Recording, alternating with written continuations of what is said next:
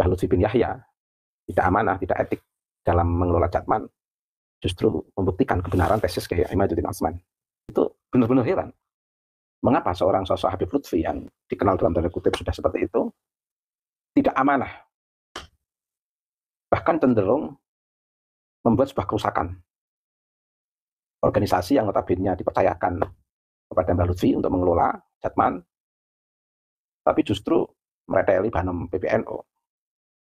Kasus yang ada di Jatman itu kayak gini nih. Semenjak Muktamar Jatman yang ke-12 di Pekalongan, yang kemudian memilih Mbah Lutfi bin Yahya sebagai Rois Am.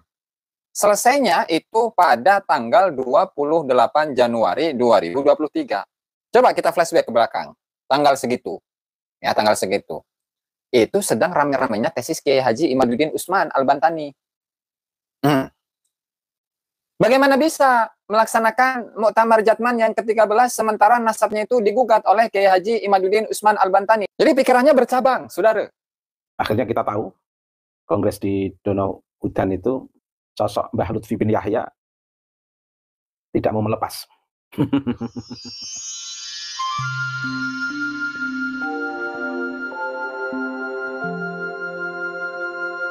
Akhirnya kongres Jatman di Danau Udan terlaksana dengan sukses dan berhasil membentuk kepengurusan baru yang memiliki kapabilitas yang luar biasa dalam tarekat dan didukung oleh para mursyid yang hadir, dan 99% undangan hadir sesuai dengan target undangan. Dan akhirnya kita tahu, kongres di Danau Udan itu, sosok Mbah Lutfi bin Yahya tidak mau melepas. Padahal itu sebuah amanah sebenarnya. Mau mengemban amanah, ya mau melepas sesuai dengan akad amanahnya itu, dengan batas waktu yang sudah ditentukan di ADART. Di satu sisi Mbah Lutfi tidak mau hadir dengan legowo, menyerahkan secara formal, dan itu juga membuktikan bahwa istilah muktamar yang akan diadakan oleh pihak Pekalongan, pihak Mbah Lutfi bin Yahya, sebagai bentuk muktamar tandingan, bahkan akan memberikan sanksi-sanksi organisasi dalam konteks ini kepada Idara Wusto yang melanggar Idara Aliyah versi Pekalongan. Padahal Jatman itu sebuah Banom yang memang harus koheren dengan PBNU, karena memang Banom PBNU. Nah, di saat para mursyid sudah berkumpul di Danau Udan untuk melakukan kongres, justru ada rencana-rencana yang dilakukan sebagai bentuk counter atau persaingan atau bentuk perlawanan atau bahkan pembangkangan terhadap PBNU dengan mau merencanakan membuat kegiatan sendiri atas nama Jatman, atau mungkin kalau atas nama Patman tidak apa-apa, tapi dalam kondisi apapun, dalam konteks etik sangat tidak etik. Sebuah kepercayaan yang besar yang diberikan kepada Mbah Lutfi bin Yahya tidak ada serah terima, malah justru melakukan pembangkangan, ingin merencanakan ada kegiatan Jatman, atau bahkan dengan membuat organisasi baru yang disebut Patman. Peserta yang hadir itu benar-benar heran. Mengapa seorang sosok Habib Lutfi yang dikenal dalam tanda kutip sudah seperti itu,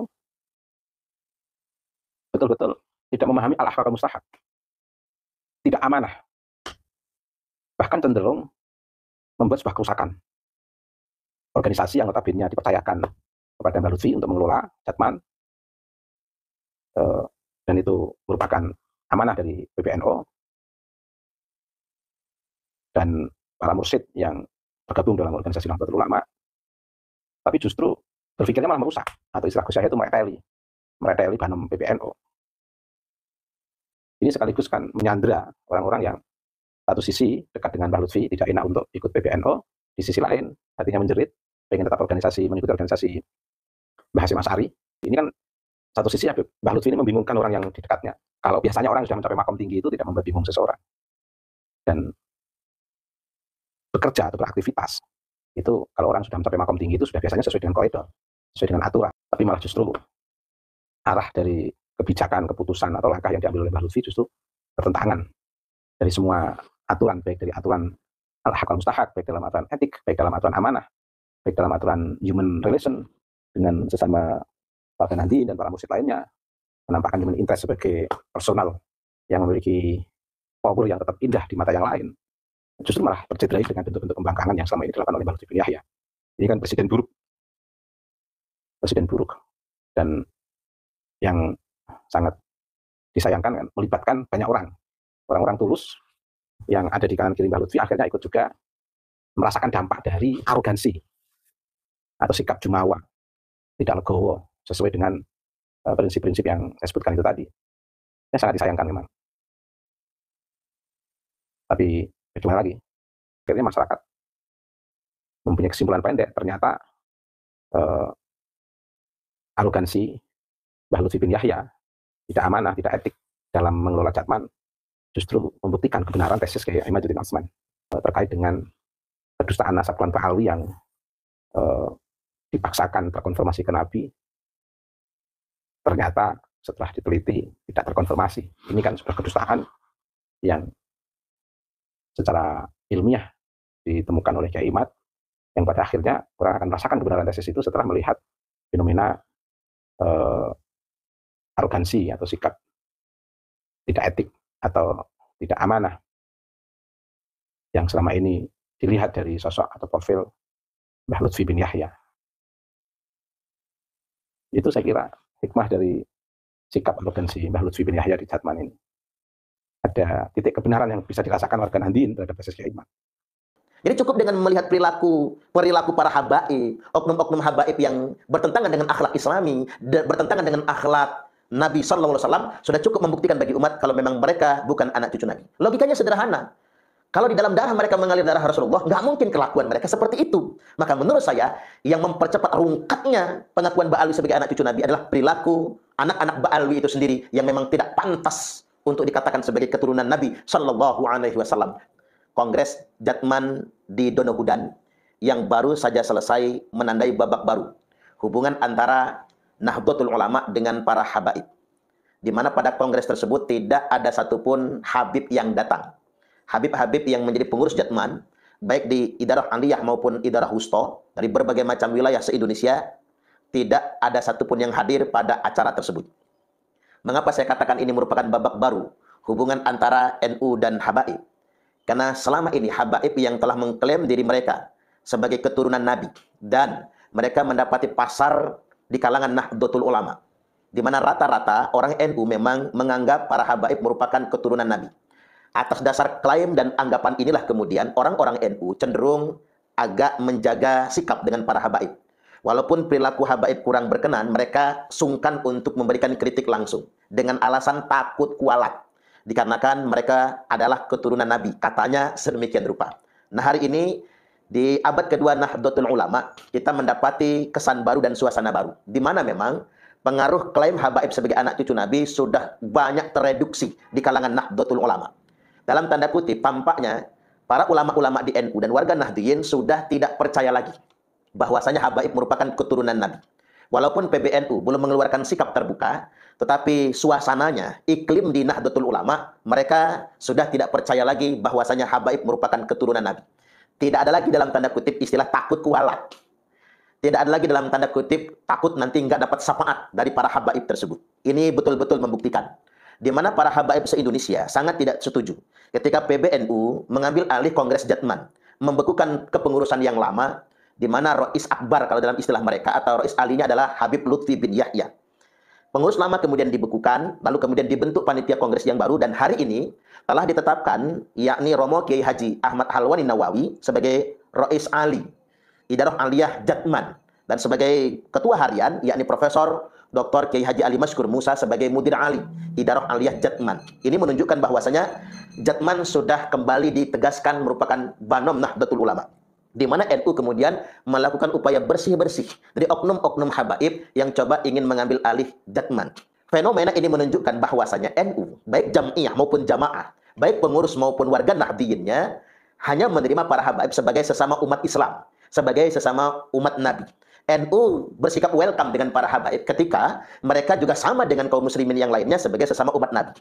Tetapi klaim yang mengatakan mereka sebagai anak cucu Nabi, sebagai keturunan Nabi, apalagi menuntut hak istimewa dengan pengakuan sebagai anak cucu Nabi tersebut, menuntut hak istimewa, seolah-olah mereka menjadi kasta tertinggi, seakan-akan mereka merasa lebih mulia dari semua kiai NU dan merasa lebih mulia dari semua warga Nahdiyin, itu sudah tidak lagi diterima oleh warga Nahdiyin. Saya ulangi sekali lagi, klaim para habaib yang ngaku-ngaku sebagai anak cucu Nabi, lantas kemudian mendudukkan kasta mereka lebih tinggi daripada kiai-kiai NU maupun warga Nahdiyin di Indonesia ini, sesuatu yang sudah tidak bisa lagi diterima oleh masyarakat Nahdiyin. Ini sudah membuktikan di mana pengaruh Lutfi bin Yahya di Jatman sama sekali sudah diabaikan oleh PBNU. Artinya PBNU nggak takut kualat sama habaib.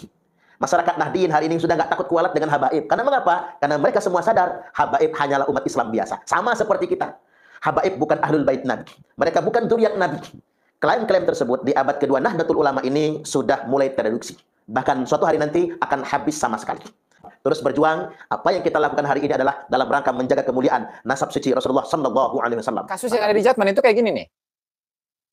Yang seharusnya Muktamar Jatman yang ke-13 itu dilaksanakan sebelum Januari 2023. Artinya di akhir-akhir mungkin ya, di akhir-akhir 2022. Itu harusnya sudah ada pelaksanaan Muktamar Jatman yang ke-13 untuk memilih pemimpin yang baru, ketua yang baru. Karena kan sudah berapa periode itu? 4 apa 3 periode itu kan? Berarti 15 tahun. Berarti 15 tahun ya, 3 periode. Nah, lalu ternyata bukannya di akhir tahun 2022 itu ya dilaksanakan Muktamar Jatman, tetapi sampai pada tahun 2024 sampai Desember itu belum juga dilaksanakan Muktamar Jatman. Nah, pendekatannya berarti misalkan seorang presiden yang masa jabatannya itu sudah selesai, itu dia tidak melaksanakan pilpres, pemilihan presiden, tetapi dia nambah 2 tahun untuk menjabat sebagai presiden, padahal masa jabatannya itu sudah selesai. Nah, berarti 2 tahun ini dia sebenarnya sudah tidak lagi berhak untuk menamakan diri, ya, memposisikan diri sebagai presiden. Nah, ini kasusnya Jatman malah ya seperti itu. Kasusnya Jatman itu, sehingga wajar. Banyak dari kalangan para mursyid-mursyid, para ulama-ulama yang posisinya itu sebagai seorang mursyid thariqah, melihat kevakuman yang ada, terus juga dalam 3 periode itu juga kurang efektif kepemimpinan dari Mbah Lutfi bin Yahya. Bahkan terkesan di awal-awal itu sebagaimana kisah yang diceritakan oleh Kiai Haji Ubaidillah Tamamunji itu, bahwa ketika pencalonan saat itu di tahun berapa berarti? 2000 awal lah ya. Di tahun 2000 awal, antara putranya Mbah Muslih Meranggen, putranya Mbah Muslih Meranggen itu maju untuk menjadi ketua umum PBNU, ketua umum Jatman. Lalu di sisi lain Mbah Lutfi itu pun juga sama. Nah, itu ketika mempromosikan diri, ya promosinya itu apa? Oh ya boleh. Kalau beliau gitu misalkan adalah putra dari pendiri Jatman. Nah, kalau saya ini adalah cucu dari pemilik tarekat.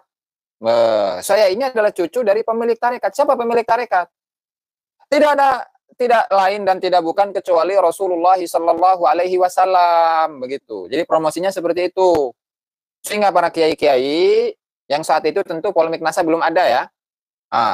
Sehingga kiai-kiai, para mursyid-mursyid itu percayalah dengan itu dan nggak enak. Kenapa? Karena yang dibawanya itu adalah nama Rasulullah Shallallahu Alaihi Wasallam. Berarti diktator. Ya betul. Ya, sehingga menang, gitu intinya ya. Kemudian Jatman ini ya dipimpin oleh beliau. Ya sampai saat ini tuh sampai tiga periode. Sampai 3 periode. Ya akhirnya yang tercipta, karena ini adalah cipta kondisi, yang difahami oleh masyarakat bahwa beliau ini adalah benar-benar mursyid dari 40 tarekat. Bayangin 40 tarekat loh.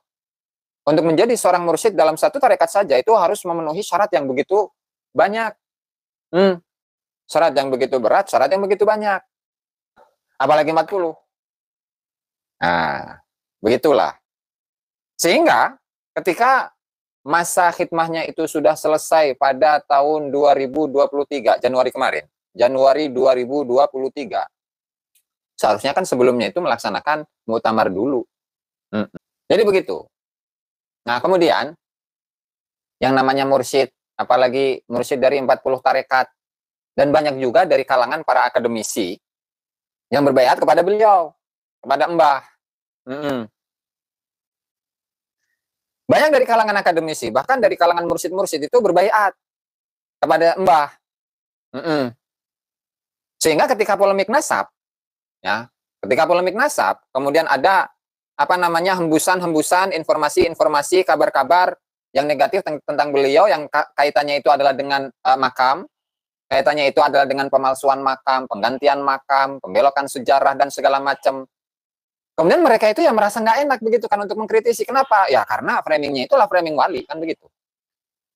Mursyid dari 40 tarekat ya luar biasa begitu kan. Kemudian punya karomah kemana-mana, di mana-mana, punya karomah yang sangat banyak. Sehingga banyak dari kalangan akademisi-akademisi itu dari berbagai tempat lah, dari universitas-universitas yang terkenal, itu nggak berani.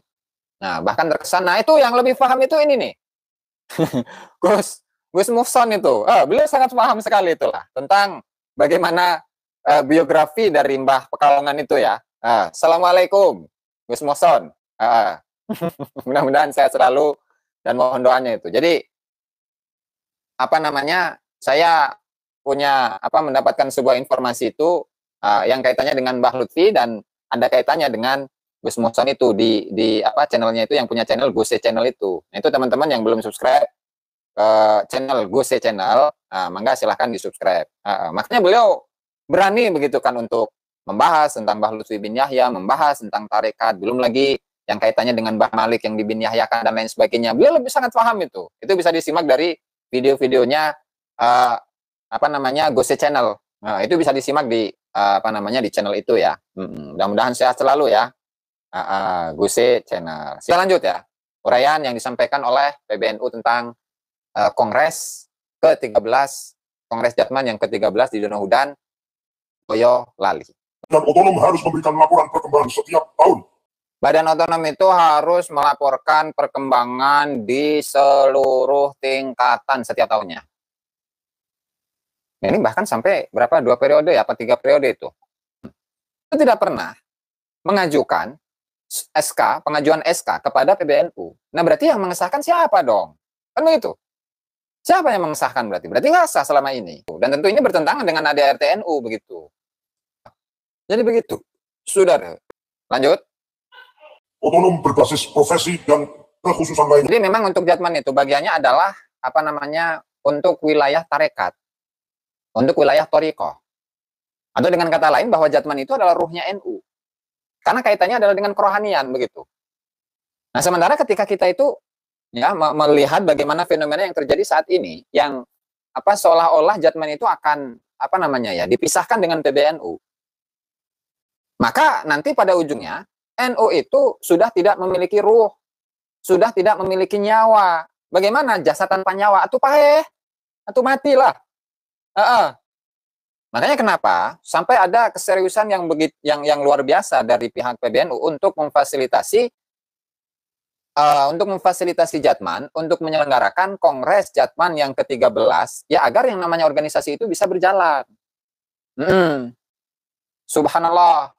Ya. Kenapa? Ya tadi, karena bahwasanya melihat Jatman itu adalah ruhnya NU, sehingga ketika ruhnya NU itu dilepaskan dari NU, nanti pada ujungnya NU itu hanya sekedar jasad saja tanpa nyawa. Ya kalau jasad doang tanpa nyawa ya dikubur nanti.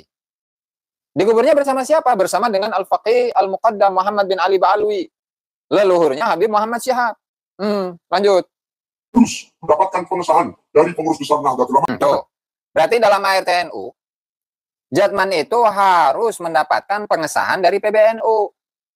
Nah, lalu bagaimana dengan adanya kemarin tuh? Berarti kalau ditarik ya, mulai dari Muktamar Jatman yang ke-10, ke-11, dan 12, apakah itu mendapatkan pengesahan dari PBNU?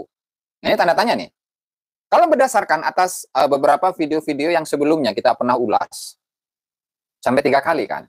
3 kali pihak dari PBNU itu tidak menerima surat pengajuan SK dari pengurus Jatman Idaroh Aliyah kepada PBNU. Berarti 3 periode nggak sah dong.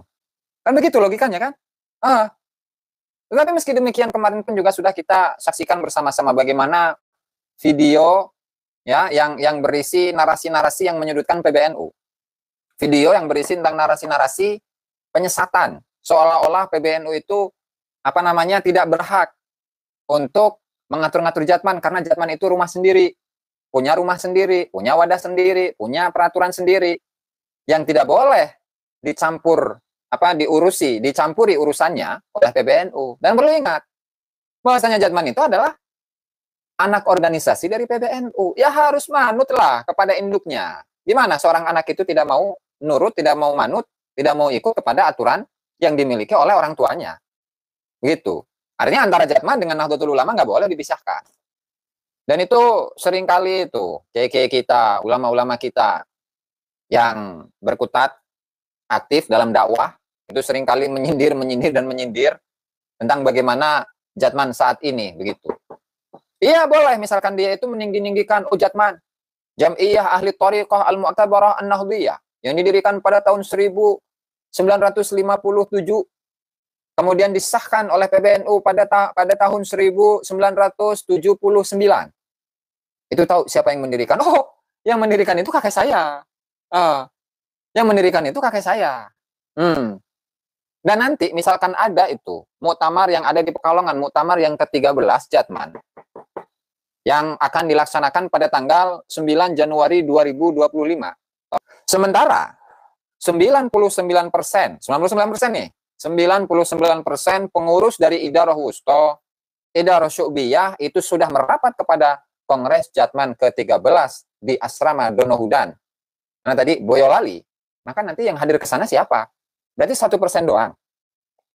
Kalau memang iya akan terlaksana muktamar Jatman yang ke-13 di Pekalongan nanti pada tanggal 9 Januari 2025, tentu itu sudah dinyatakan oleh PBNU yang nanti kita akan simak bersama-sama bahwa mereka sudah tidak memiliki legal standing atau tidak memiliki hak, ya, tidak memiliki kekuatan hukum untuk melaksanakan muktamar Jatman yang ke-13.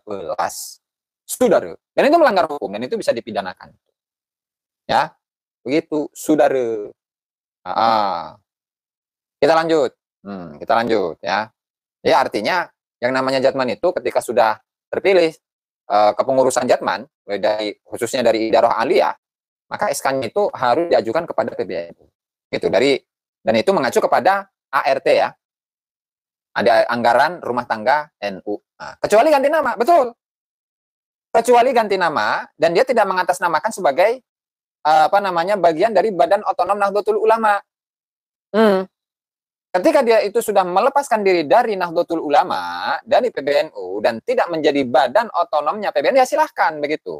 Silahkan dengan nama yang berbeda, dengan kepengurusan yang berbeda, dengan SK yang berbeda, begitu. Nanti akan diulas, senang saja, saudara. Ya. Digantikan oleh Habib Umar Mutahar. Diganti jadi Habib. Rois Amnya itu Mbah Lutfi bin Yahya, yang kemudian wakilnya pada awalnya itu adalah Kiai Haji Wafiyuddin Sakam, kemudian digeser tuh dari Kiai Haji Wafiyuddin Sakam kepada Bapak Umar Mutahar. Itu kan jadi Habib itu nanti. Itu kan jadi Habib itu. Seharusnya sudah berakhir. Nah, selesainya kapan? Semenjak muktamar Jatman yang ke-12 di Pekalongan, yang kemudian memilih Mbah Lutfi bin Yahya sebagai Rois Am. Kemudian Mudir Amnya itu diganti tadi menjadi atau di posisi Mudir Am itu oleh Mbah Umar Mutahar. Atau itu katanya cucu dari pencipta lagu ya Allahu alam gitu. Saya kurang tahu itu ya. Tentu selesainya kapan? Selesainya itu pada tanggal 28 Januari 2023. Coba kita flashback ke belakang. Tanggal segitu. Ya, tanggal segitu. Itu sedang rame-ramenya tesis Kiai Haji Imaduddin Utsman Al-Bantani.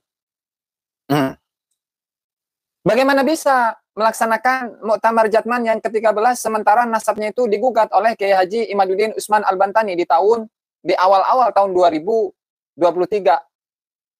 Jadi pikirannya bercabang, saudara. Pikirannya bercabang, sehingga mungkin karena memikirkan nasab, daripada memikirkan muktamar, sehingga diundurlah. Nah, diundur tuh dari mulai 28 Januari 2023, terus sampai sekarang. Sekarang itu tanggal 21 Desember 2024, hampir 2 tahun itu. 2 tahun kurang 1 bulan ya. 2 tahun kurang 1 bulan. Nah, jadi efek dari tesis Kiai Haji Imaduddin Usman Al-Bantani itu luar biasa ya. Sampai ke Jatman-Jatman begitu kan. Masalah, luar biasa ya. Alhamdulillah. Lanjut. 28 Juli 2024 Rois Am. Juli ya. 24 Juli 2024 ceritanya itu Mbah Lutfi bin Yahya mengirimkan surat dengan kop surat Jatman. Ya, kemudian di dalam isi suratnya itu mengajukan permohonan untuk perpanjangan masa khidmah.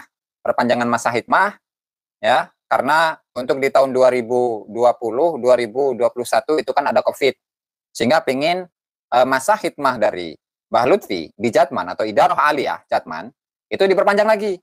Kepada surat tersebut dikirimkan kepada Kiai Haji Miftahul Ahyar sebagai Rois Am PBNU. Nah, tetapi masalahnya dan nanti akan dijelaskan bahwa surat tersebut itu hanya ditandatangani oleh Mbah Lutfi bin Yahya. Sehingga surat tersebut karena hanya ditandatangani oleh 1 orang saja tanpa ada tanda tangan dari pengurus-pengurus Idarah Aliyah, maka itu dianggap sebagai sebuah surat pribadi, bukan surat yang mengatasnamakan sebagai organisasi. Sehingga nggak diindahkan lah. Nah, nanti akan dijelaskan ya. Kita simak saja itu. Nah. 29 kata Habib Muhammad Syihab tuh, diakuisisi. Kok masih minta perpanjangan? Ke yang lama. Wali kok lucu? Ya, wali itu memang lucu, Beb. Nah, kayak Fakih Muqaddam itu kan lucu, Beb. Setiap malamnya itu mi'raj 70 kali. Nah, kan lucu, Beb. Itu kayak di alam mimpi begitu ya. Lanjut saja. Maka PBNU menganggap surat tersebut wujuduhu ka'adamihi. Berarti meskipun surat itu pernah dilayangkan kepada PBNU, khususnya kepada Rois Am PBNU, yang meskipun suratnya itu ya itu bertanggal berapa tadi bulan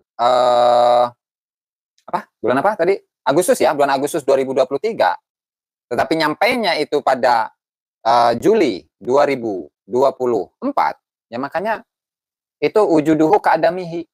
Meskipun suratnya ada, tetapi nggak dianggap. Kenapa? Ya karena udah expired. Kemudian yang keduanya itu, surat tersebut hanya ditandatangani oleh 1 orang saja. Bukan sebuah surat yang bersifat organisasi. Yang di situ lengkap dengan sekretarisnya. Kemudian ada mudir am. Kemudian ada katib am, begitu. Nah, harusnya lengkap. Ya, siap. Lanjut. Yang ditetapkan dengan surat keputusan PBNU nomor. Jadi di berapa tadi tanggal 29 atau 28 Oktober tadi itu ya. Idarah Aliyah Jatman itu sudah dibekukan. Kalau sudah dibekukan ya sudah. Jangan ngaku-ngaku lagi sebagai pengurus Idarah Aliyah Jatman. Ya, sudah ada surat SK pembekuan Idarah Aliyah Jatman masa khidmah 2018 sampai 2023. Selesai. Ini kok malah mempropaganda gitu. Bikin video propaganda yang seolah-olah menyudutkan PBNU, ya kan? Kemudian menyatakan bahwa Kongres Jatman ke-13 di Donohudan itu tidak sah. Ini ada apa sebenarnya ini? Ya, ini ada apa? Ya, oke, kita lanjut. Perkumpulan ahli thariqah. Ini pembahasan tentang Patman ya, perkumpulan ahli thariqah Al-Mu'tabarah An-Nahdiyah ya. Ini Patman ini. Atau Patsman nih kata Kang Ting It. Ini dibahas di sini juga. Lanjut. Memiliki kedudukan hukum. Jelas ya di sini ya, bahwasanya Mbah Lutfi bin Yahya, kemudian siapa tadi Kiai Haji Mas Hudi ya, Kiai Haji Mas Hudi itu sudah tidak memiliki kekuatan hukum untuk mengatasnamakan Jatman. Sudah tidak berhak lagi, tidak ada legal standingnya, sudah tidak memiliki kekuatan hukum lagi. Nanti kita lanjutlah. Melanggar hukum yang sah Kongres hari ini. Berarti yang sah itu adalah Kongres yang dilaksanakan oleh PBNU hari ini. Kongres Jatman ke-13 di Asrama Haji Donohudan Boyolali. Kalaulah misalkan nanti di bulan Januari 2025 ada muktamar tandingan, ya, yang kemudian mengatasnamakan Idarah Aliyah Jatman sebagai badan otonom Nahdlatul Ulama, maka itu dianggap sebagai sebuah pelanggaran hukum. Itu ya teman-teman. Pernyataan resmi PBNU tentang jatmannya Mbah Lutfi bin Yahya di acara Kongres Jatman ke-13 di Asrama Haji Donohudan Boyo, Bali.